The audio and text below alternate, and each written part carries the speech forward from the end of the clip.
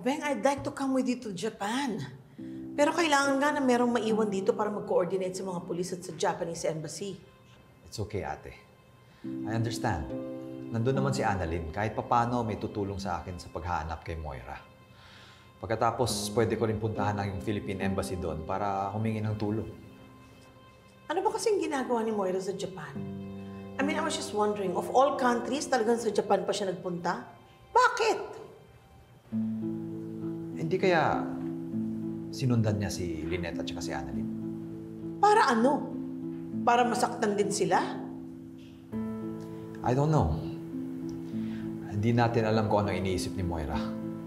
Pero alam ko na hindi pa nawawala yung galit niya kay Lynette at saka kay Annalyn. Moira's on the run. So sa tingin ko sa ngayon, sarili niya lang ang iniisip niya. Maigi na din na ikaw ang pupunta ng Japan. Para just in case may gawin si Moira, andyan ka para protektahan si Annalyn. Sige na ate, mag-iimpake pa ako. Mag-ingat ka dito ha. Ikaw din, Beng, ha? Iingat ka doon.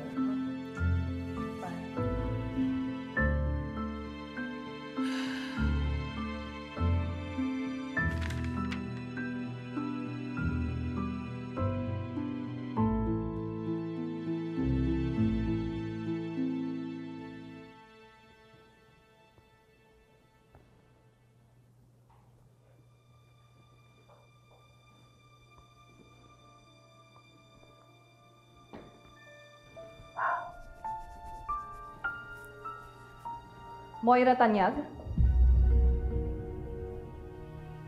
Ako nga. Ikaw si Mamushi? Ako nga. Mamushi, matutulungan mo ba ako?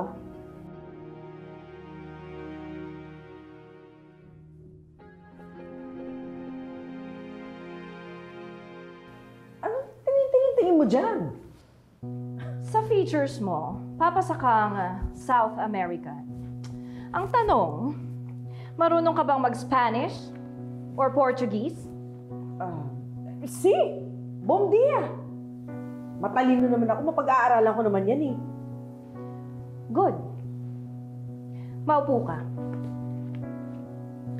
Mamaya kukuhanan kita ng picture para sa panibago mong passport.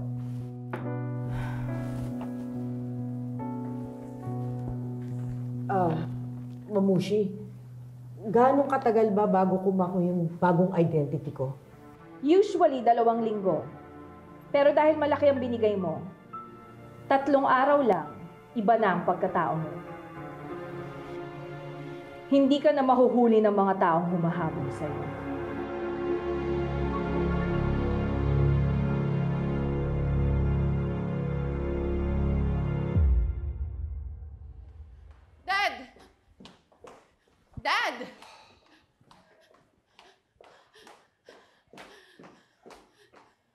Dad!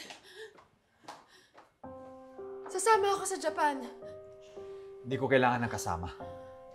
Pero Dad!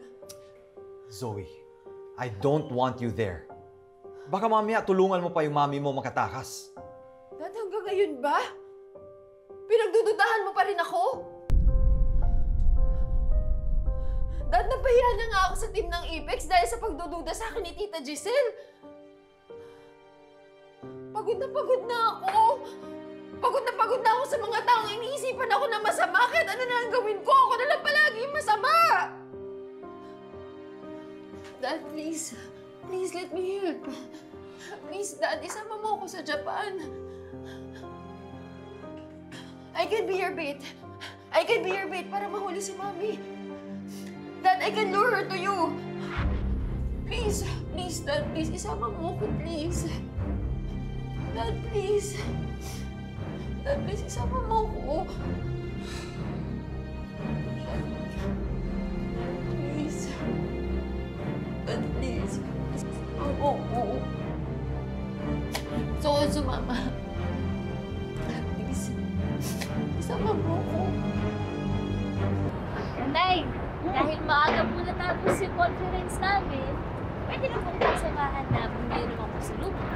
Anak, hindi ka pa nakakapagpahinga. bumalik muna tayo sa hotel, tapos kaya na kami na doon. Nay, nasa Japan po tayo. Sayang naman kung magpapahinga lang po tayo. Dapat ini-enjoy po natin yun. O sige, pero bumalik muna tayo dun sa hotel natin. Magpahinga ka muna kahit konti lang, tapos maglakad sa hotel. Pero Nay, meron po akong surprise sa'yo. Ano yun?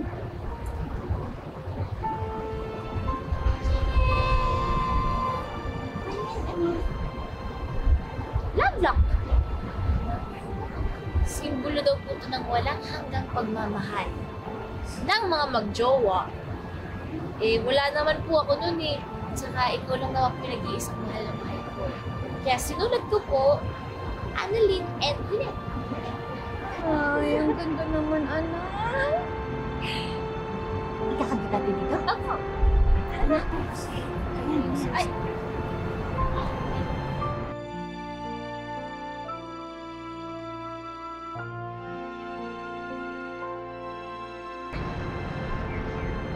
Mahal na mahal kita, Nay.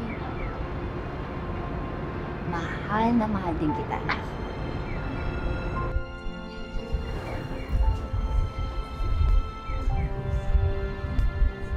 Doc Annalyn, may naghahanap sa inyo.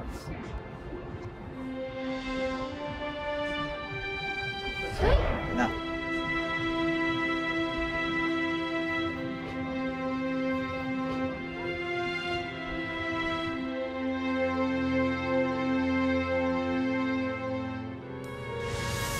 Konnichiwa! Anak, nandito ako sa Japan. I so wish that you're here with me. Mommy, I'm here. Ano? And right now, kausap ni Tita Giselle yung Japan Embassy para sa extradition mo sa Philippines. Hindi na ako babalik ng Pilipinas. Zoe! Annalyn, Tita Lynette. Excited ka na ba para sa Mount Fuji? Annalyn, baka hindi na ako sumama eh. Medyo sumama po kasi yung pakiramdam ko. Kailangan ko lang po magpahinga. Papahinga ka ba talaga o may iba kang pupuntahan? Bakit nagpunta ng Japan si Moira? Ano malay ko? Tsaka bagong tauhan lang din ako ni Ma'am Moira. Kinuha lang ako ni Boss Balahadia para pasukin yung bahay ng doktor. Wait. Sinong doktor? Dr. Carlos Benitez.